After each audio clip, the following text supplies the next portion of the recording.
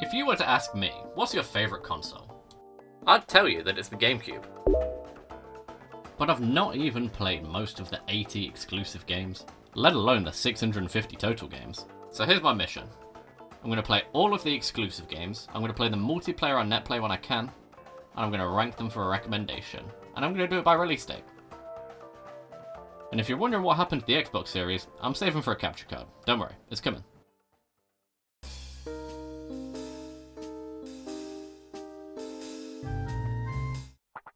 So the launch title for the N64 was Super Mario 64. Blew everyone's mind and sold a bajillion copies. It was confusing when the GameCube launched with this guy. Especially when it's a game about him becoming a Ghostbuster. And doing so with a vacuum cleaner. Huh? And on top of that, it's in the style of Resident Evil. Huh? But what's crazier than all of that is that it's pretty good.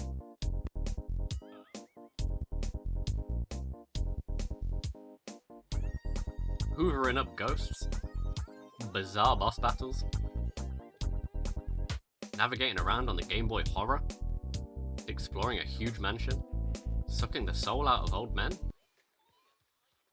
and then deposit them into a washing machine.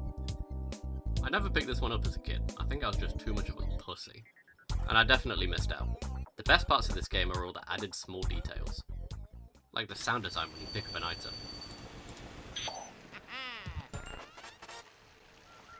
The sound profile is so much different to any other Mario game. I love the physics of the puzzle solving too. You don't just go up to a poster and press A, you gotta yank it off the wall. And if you listen closely,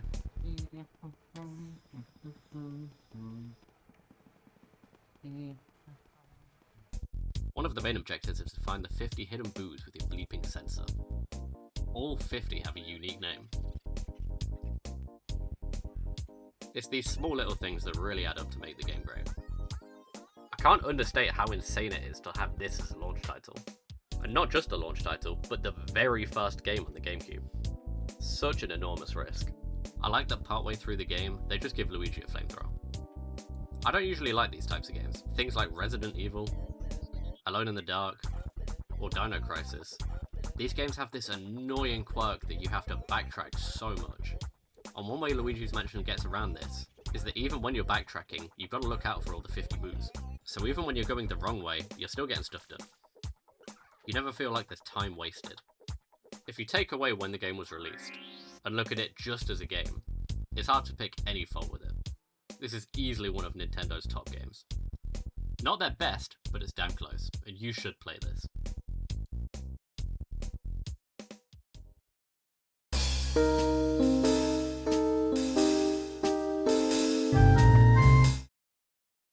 I'm sure the vast majority of you know just how good Super Monkey Ball is.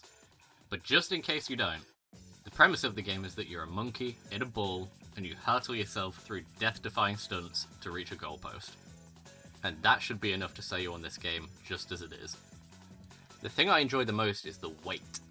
The physics are so perfectly weighted that you feel heavy, but just nimble enough to make shortcuts and fly around the tracks in a way that you'd expect. Whilst the graphics aren't high detail, I think they're perfect for the game. Look at the glossy reflection on the floor. Everything looks perfectly pristine as it should. I don't quite know how to describe it, but it's just right.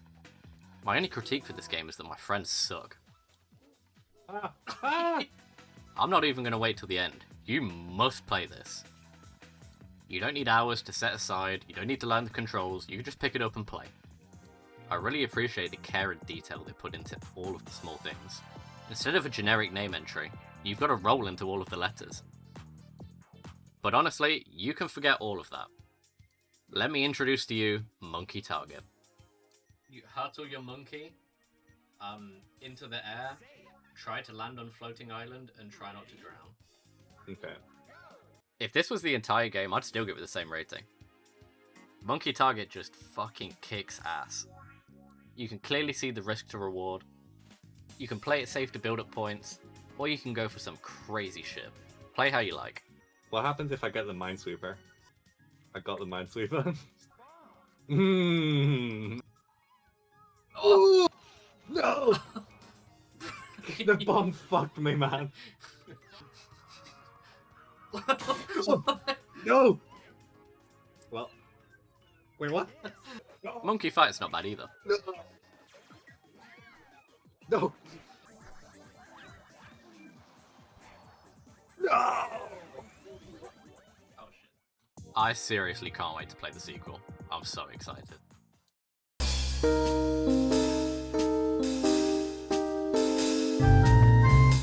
If you watched any of my previous series, you'll know that I'm a bit of an impatient prick. I can't be asked learning any convoluted games, and for lack of better words, I hate games where you have to think too much. So I was apprehensive coming into Pikmin. I was concerned I might get another 100 dislikes after I did for Skies of Arcadia. And I'm not gonna lie about my opinion of a game, but honestly, Pikmin's amazing. At first glance, it really doesn't look like too much. You're thrown straight in with no help. But as soon as I got my first red Pikmin moving about, it all started to click. This is more than just a puzzle game, and it's so much different to my expectations. This game gets addicting fast. There's something in our brains that just makes us love seeing numbers go up. So when you start building yourself a small army, it's very satisfying. Within just the first hour you can amass a huge amount of boys to come help you. But don't get too attached to them. Can they go in water?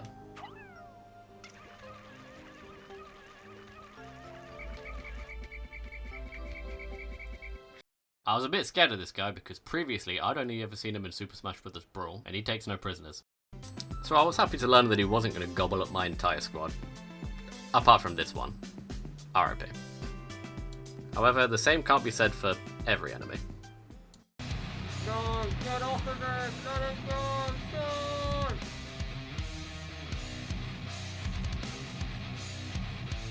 No, don't drown, you stupid. Oh my Christ.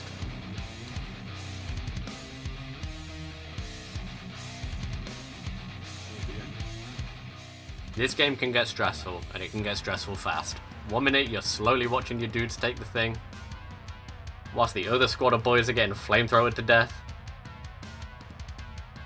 All whilst the other ones are building you a bridge. On top of that, the day's nearly over, and you don't want to miss getting back in the ship. The stressful warnings don't help either.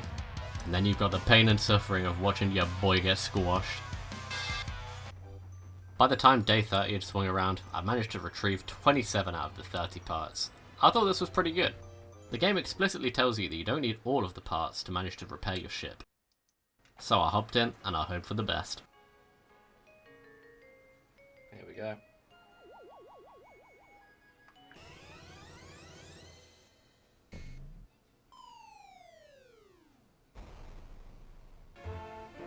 Despite my failure, I can still see that this is a near perfect game, and it blew me away. Play it now.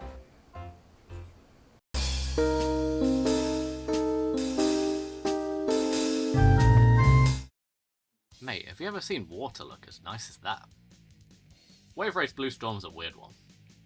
It got really good reviews on Metacritic. And honestly, I'm going against the grain, because I think this game fucking sucks. Let me attempt to explain to you something. There are a lot of games that attempt to be realistic. This isn't one of them. This is a game that's grounded in reality, but doesn't use any of the liberties that gives it to do anything too crazy. Honestly, the highlight is how good the water looks. These kinds of games are usually better when you play them multiplayer, but me and Lucas both agreed. We don't like it. I just played Surf Rocket Racers on the Dreamcast, and I think that's a far superior game. This game's just boring, and honestly it makes me kind of feel seasick. I might upset a few people, but I can't recommend this game.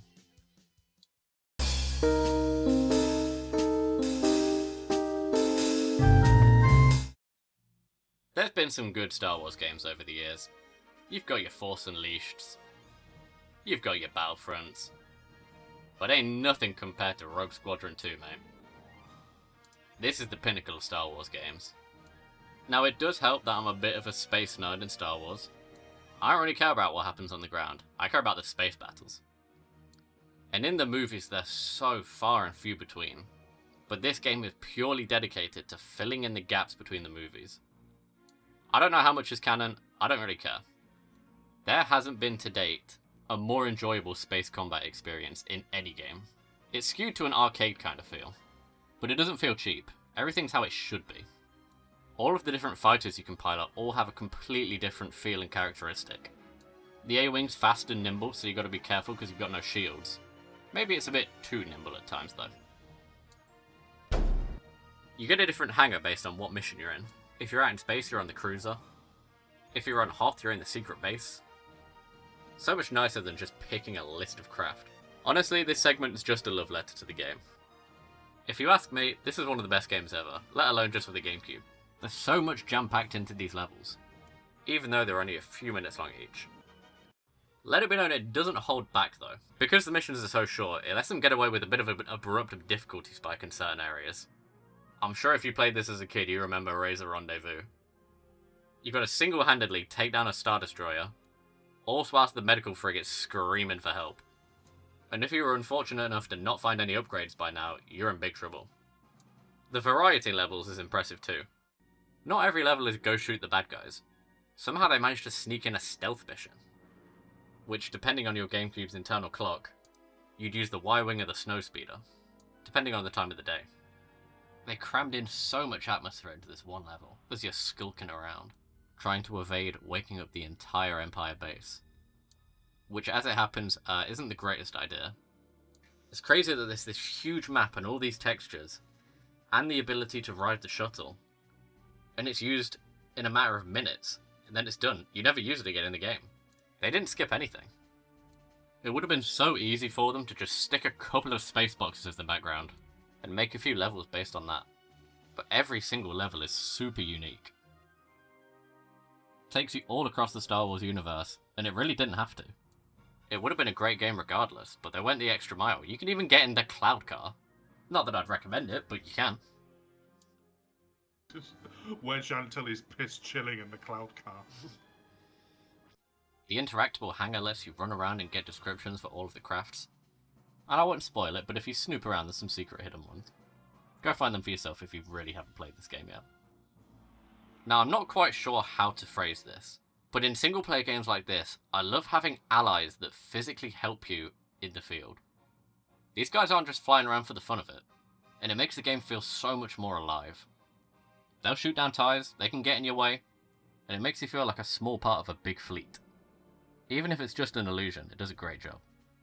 And just look at the scale of the fucking Death Star core. You're in here for all of 30 seconds, but everything you can see, you can fly around. Oh no! Oh no! Oh fuck! That's gotta be it, Watch right? out for these two pipes.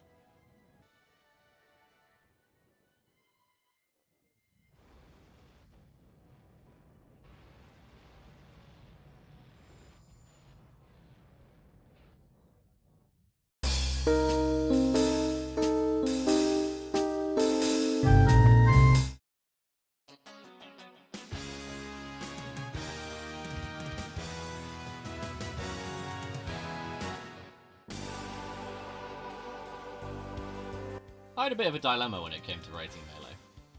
Do I base it on how it was when it came out? Or do I take my review as to what the game is today? Because they're two extremely different things now. Super Smash Bros. Melee used to be a party game where you fight Master Hand and you go through Classic Mode and Adventure Mode. But these days, it's a competitive online game with one of the toughest rank ladders that you can play. Through some crazy emulation methods, this game has a completely integrated online play function that works all in client, no third party. You just get into a match and play, and this game came out 20 years ago. If you're a fan of the new Smash games, I might be hesitant in recommending this to you though. You can get killed off a single touch with crazy combos, but learning all of these in-depth mechanics makes for a rewarding experience like I've not felt before. The APM needed to play this game is so high that when you do even anything remotely cool, it makes you feel like an absolute demon. Everything in this game feels so legitimate, like nothing's fabricated. Look at these two clips, there's Smash Ultimate and then there's Melee.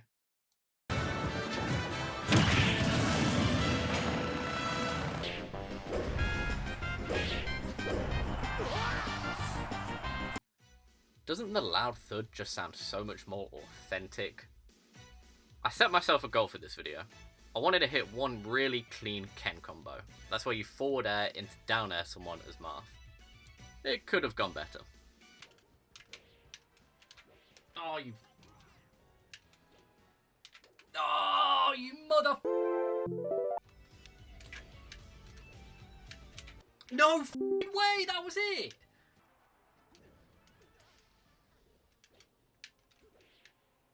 No, fuck!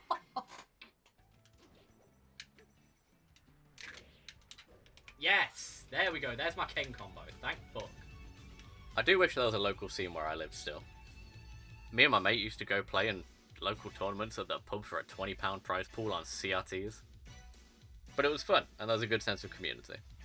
Even if it's just a bunch of nerds in the back room. It might be controversial, but I'm going to give this a you should play. Not play now, because if you played Smash 4 or Ultimate and you don't like this game, I get it. It's a skill issue.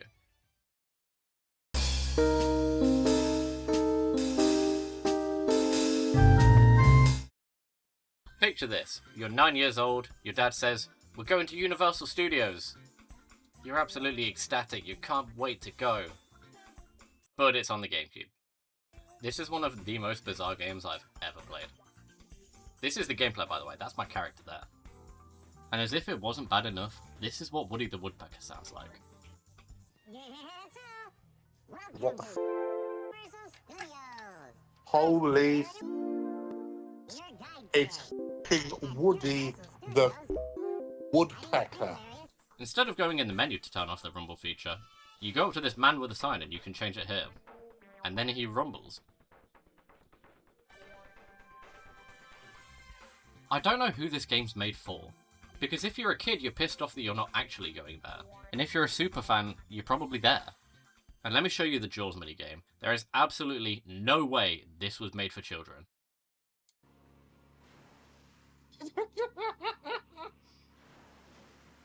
Got a little radar there, mate, so you can anticipate them. Traumatized. What the fuck?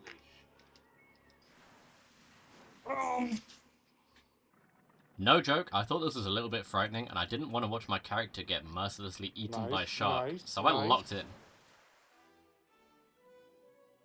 Then I spent half an hour walking around aimlessly doing absolutely nothing until I got to a line. You can't go on the rides because it's too busy in the game. You have to wait in lines in the game.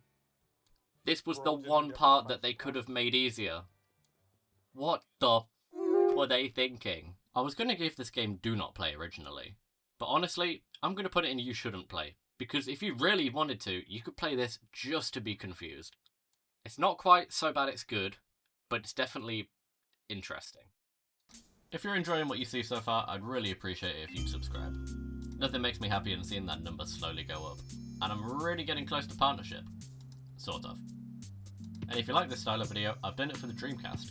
There's a complete series on my playlists, or my latest video is just the full cut. I'd love if you check that out too. On that series I reviewed Sonic Adventure 2.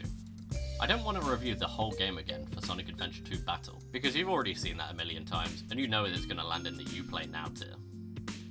But then, I had a genius idea, a real eureka moment. What if I were to pit two noobs against each other? First contender is Lorenzo/Rened. Pretty mean dude, all things considered. Then there's Rue/Lucas. He's an FF addict, a cretin, and loves Grabbed by the Ghoulies.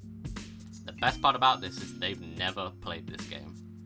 You're going to experience two fools playing this game for the very first time. Let's go. Lorenzo sensibly picked Shadow. Lucas unsensibly picked Metal Sonic. You'll see why that's unwise soon. He isn't exactly a beginner character, I'd say. I left them up to their own devices and let them choose the stages too. Ain't no way. Let me show you my real power. I had no idea just how painful this was going to be to watch. This game is not forgiving for noobs. It's gonna be a battle for the ages. Oh. I never really thought about it, but I've played this game a million times, and if you haven't, it's really unintuitive at times. A lot of the game doesn't follow video game rules, and the camera's not the best. Mate, this camera is so fucked. Oh, it's pausing all the way at the beginning. Because neither of you have got the first checkpoint yet. So wait, am I actually rolling here? Is this just how Metal Sonic rolls? Yeah, that's just how Metal Sonic rolls. Okay. Lucas was behind for the entire race, but because Lorenzo picked up a checkpoint, he spawned right next to him, and he wasn't pleased about that. The checkpoints really are the great equalizer for this game.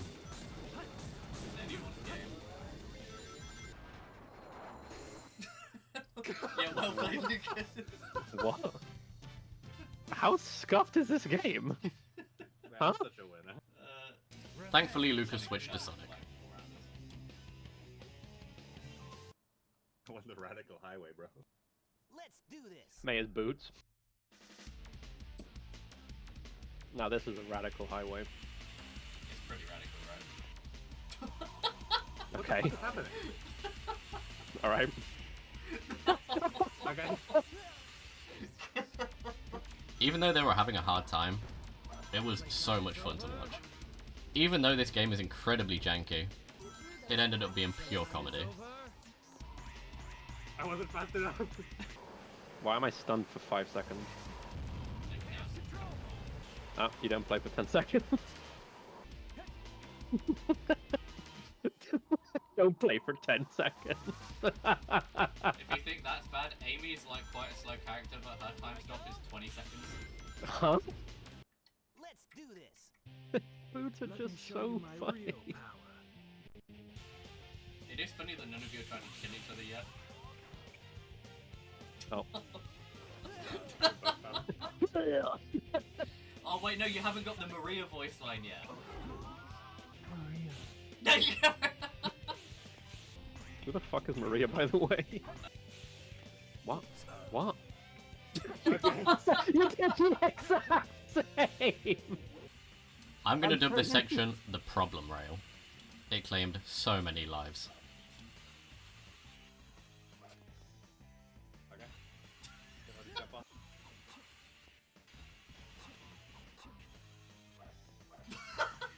No, he lives!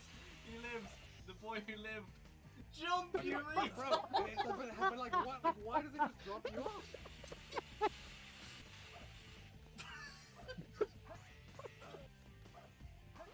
But like, it doesn't jump sometimes. You're also screwing yourself if you... Yeah, it just doesn't jump sometimes. True. What are your thoughts on Sonic Adventure 2 Battle? Could need some work. Need some work.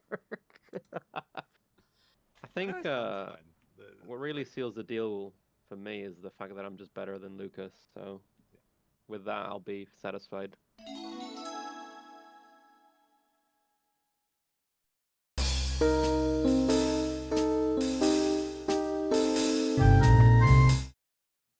Am I shamelessly using Jet Set radio music so that you at least have something nice to listen to whilst this god-awful game plays? Yes, I am. Backyard Football is a kids game, but I'm not holding back on it just because it's a kids game. Did they get James Corden to commentate? Yes. Are there good kids games that have come out before? Yes. Yes. Yes. Is this one of them? No. I'm not going to skip over games that are bad. I spent 2 minutes talking about that theme park game, but this game, it's got nothing. Don't waste your time playing it. Plenty of better American football games.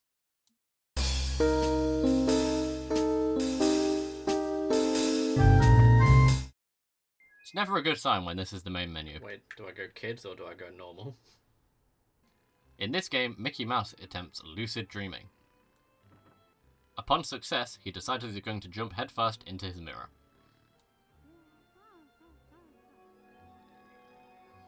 Then he trips absolute fucking balls and somehow ends up in a goddamn point-and-click adventure. Listen, I don't hate a point-and-click. I'm a lifelong RuneScape fan and I really liked Stupid Invaders when I played it. But this is very, very clearly for infantile children. It's less of a point-and-click adventure and more of a point-and-click and then watch a movie. Every cutscene takes about 30 minutes. Originally, I was going to say do not play, but there is a caveat. If you've got a young child and you sort of want to play a game with them, you could play this.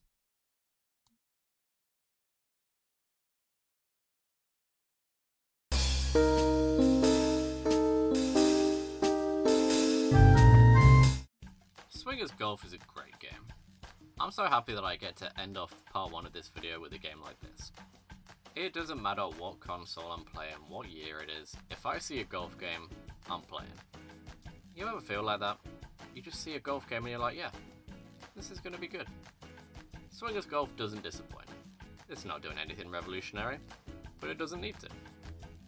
I get to play a nice little golf game with a nice little backdrop in the tropics, some funny looking characters, nice background music. It's a good time. And then James came home and watched my stream, but he was a bit drunk. I am gaming and I am cubing because I am epic gaming cube man.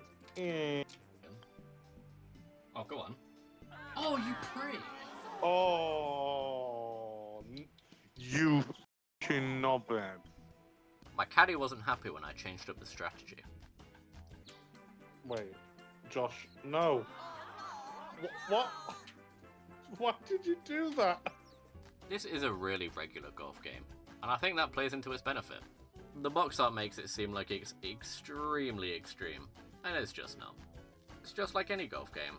It's the same as this one. And it's exactly like this one. And that's the beauty of it. Sometimes you just want to play golf. Which leads me nicely into the conclusion of this video. Let's find a winner of part 1, shall we? Thank you very much for watching. You've reached the finale of part 1. Let's wrap things up by finding out the winners and the losers.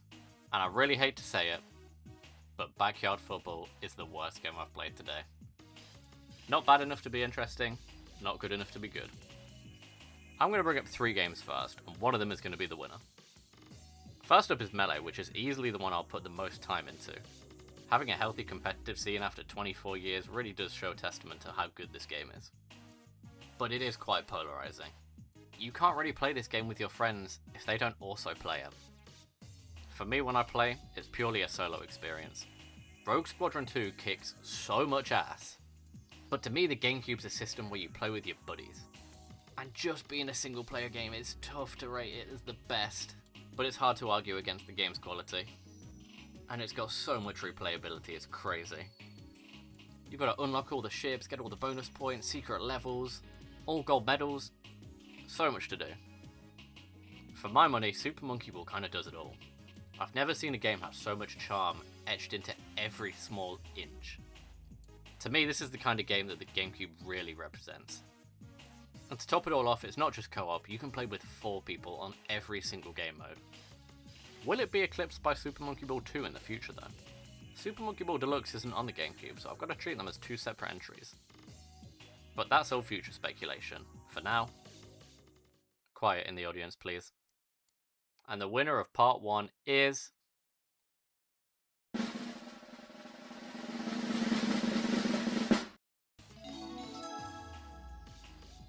Come on, it was always going to be Super Monkey Ball. Did you even look at the background?